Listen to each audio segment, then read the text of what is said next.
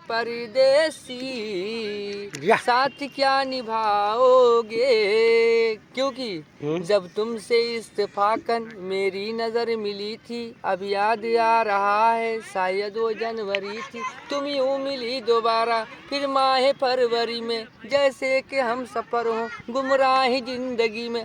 इतना हंसी जमाना आया था मार्च लेकर, राहे वफा पे थी तुम वादों की तौच लेकर। बाधा जो है उल्फत अप्रैल चल रहा था, दुनिया बदल रही थी, मौसम बदल रहा था, लेकिन मई जब आई जलने लगा जमाना। हर शख्स की जुबां पर था बस यही फसाना। दुनिया के डर से तुमने बदली थी जब निगाहें, था जून का महीना लब पे थी गर्म आहें।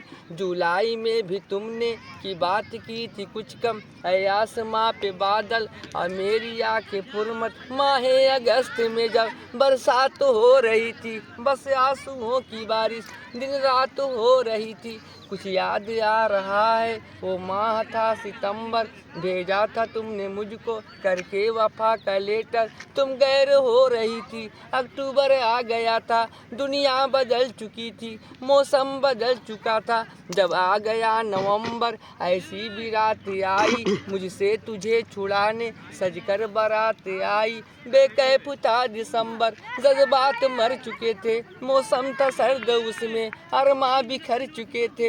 लेकिन ये क्या बताऊं अब हाल दूसरा है, वो साल दूसरा था ये साल दूसरा है। सही, गजब।